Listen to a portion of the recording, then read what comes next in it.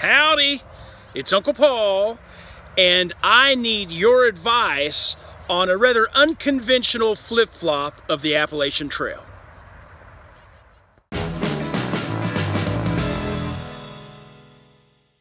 You may remember that last week my nephew Matt came home from college to be a pallbearer in his friend's funeral, but he had had car trouble up in Oklahoma, so someone had to go pick him up and bring him back.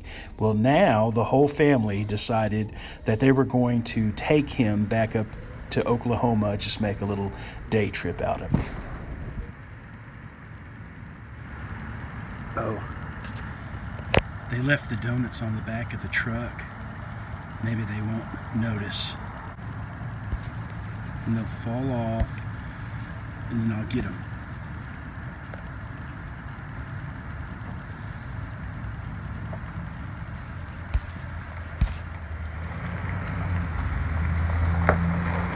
How long will they last? How long will they stay on? Maybe I should call them and let them know. Although they don't need donuts either. Shoot, they're gonna make it to the highway. Okay, well, that might have been a little sadistic of me, but I was really curious as to how long they'd stay on there. As soon as they got on the road, I called. They noticed them. They rolled down the window and were able to reach out and get them before they blew off. So, just in case you were curious. I'm subbing in a dance class today, and there's nothing like seeing yourself in full-length mirrors all around to realize that you got a long ways to go.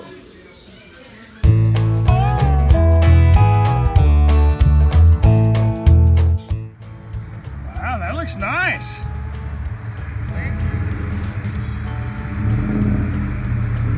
Sounds good too.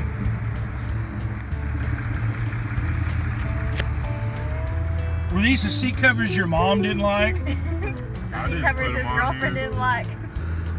And it's like, this is right down, this is what sold it right here for him. Okay, what size engine is it? 5.4 V8. Yeah, all right.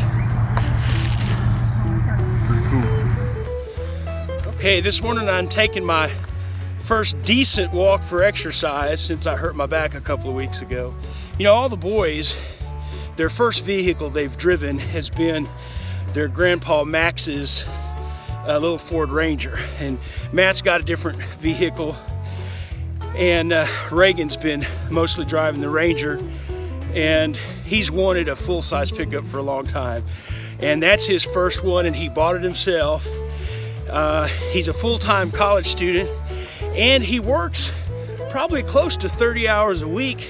And he's been doing that for a good long time now because he wants that truck. So I'm proud of him. He's working hard, and that's his pickup truck. It looks nice.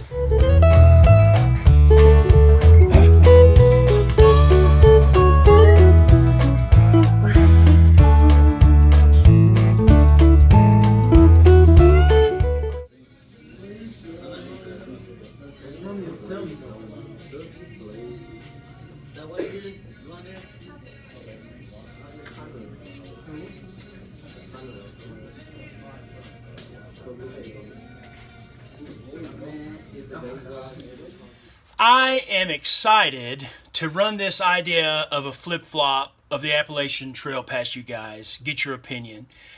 You know, last year when I was planning to make another attempt this year and I was going to do a flip-flop, I figured, okay, well, I'll probably start in April, probably the 1st of April at Harper's Ferry. I'll go north, and then after Katahdin, I'll come back down and go south. And that was kind of the thought, that I would probably do that. However, I'm not going to be ready by April 1st, and I've been losing weight, but it's been very slowly. I've been losing it very slowly. So I wanted to buy myself some more time, and I didn't want to wait till next year. So I started brainstorming on an idea of a different kind of flip-flop, one I haven't heard before. Someone's probably done it. But anyway, so I reached out to people like Steve Walker, aka Big Bird, Not by Sight, aka Disciple, Joe Vanderkooy, Rooster. I met him on the trail last year. And also Gucci Girl and Grumpy. All these people have either thru-hiked the Appalachian Trail, done long sections of it, or have studied a lot, been on a lot of it. And, you know, like Gucci Girl and Grumpy, they have done a lot of research and they're just marvelous trail angels. And so they've talked to a lot of thru-hikers and have been on the trail in different places. So all these people, I got their advice, told them what my plan was, and so they gave me what they thought were the advantages and disadvantages of this plan. And of course, I've had thoughts of my own. And so now what I want to do is pitch it to you guys. You know, the more minds, the better. And so I know some of you are going to come up with things that none of us have thought of. So, okay, here we go. Now, what I want to keep in mind is that the official definition for a thru hike, according to the Appalachian Trail Conservancy, is that if you complete the whole trail within 1 year time. So, with that in mind, let me tell you what I'm planning to do. Okay, I want to start in August of this year, around the first week of August, at Duncannon, Pennsylvania. Duncannon. And I want to go south. I want to go south all the way to Springer. And then get off the trail, come back to Texas. In about 2 to 3 months' time, get back on the trail next year, probably around mid-March, and head north to Katahdin. And as long as I can get to Katahdin by my starting date in August of the previous year, then I've got a thru hike right there. And I think that gives me plenty of time to do all of that. Now, I like a couple of things in particular about this plan. I like the fact that I'm going south first. That really appeals to me just because, I don't know, it makes me feel more comfortable for some reason. When I started off in Pauling last year, I was comfortable with it, but I knew that I was reaching would reach some of the most difficult parts of the trail by far in just a few hundred miles. But heading south, I feel like that it's from Duncannon to Harper's Ferry. It's about 125 miles, and it is arguably some of the most less difficult parts of the trail are in that section. And really the idea, I had originally thought, when I said I'm going to start in August and go south, I was going to start in Harper's Ferry. But Disciple suggested I start just south of Duncannon because I could take advantage of that stretch for one reason, and there were other reasons he gave. You know, north of Duncannon, and by not just his account, but others as well, Big Bird has said this, that the rocks really get tough there in Pennsylvania north of Duncannon. That's when it really seriously gets rocky. So, so that's one thing. I kind of am more comfortable going south.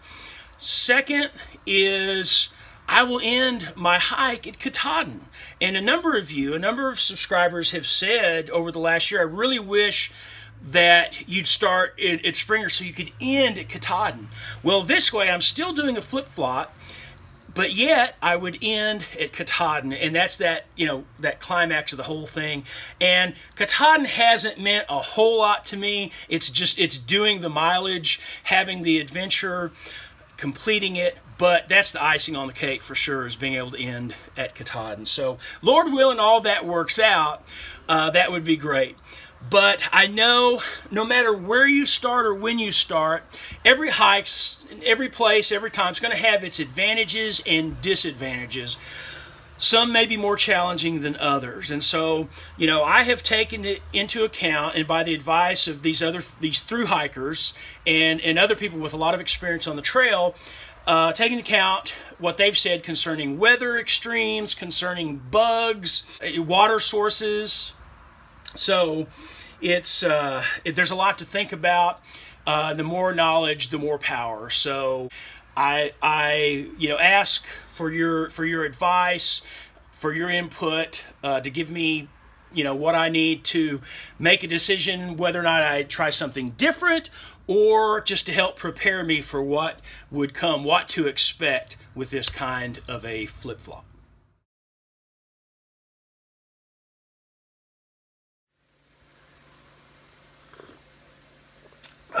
Good Sunday morning.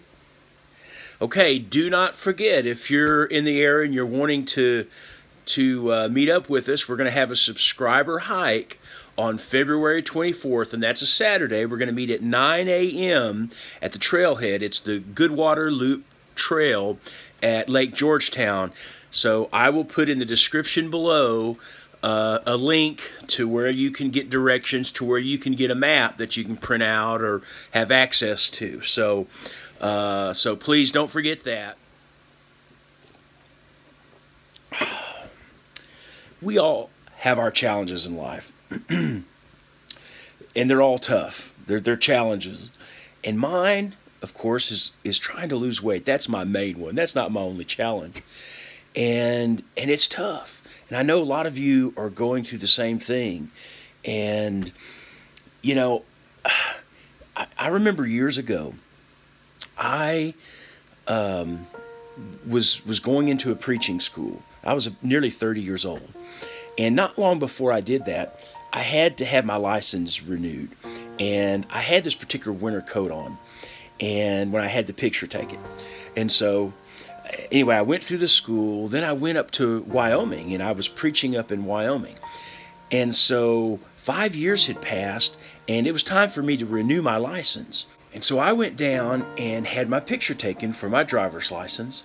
And when I finally got it back, I looked at it, and I looked at my old license, and I looked at my new license 5 years later, and I was wearing the exact same coat. And I had never gone 5 years in my life without gaining weight. I had always had to buy new clothes, like every year at least. That got me to thinking that I had not gained weight, for 5 years. I was wearing the same size. I saw that as somewhat of a victory. I saw that as progress. The fact that I hadn't gained weight. And so that changed my thinking, and I started to gradually lose weight, and it fluctuated, my weight has. But that's when I weighed like 525 pounds at my max. And that was years ago. I was 30 years old. I'm 50. I'm 50 years old, and I'm still fighting the battle. But I weigh a lot less than what I did then. And, life isn't perfect when it comes to my weight. Not at all. It's still a struggle every single day. And so sometimes I know it can get a little depressing, and you think, well, it's not going to work out for me. But, we have a choice. We do have a choice. But, if we want to get better, if we want to get healthy, we need to hang in there, and we need to encourage each other.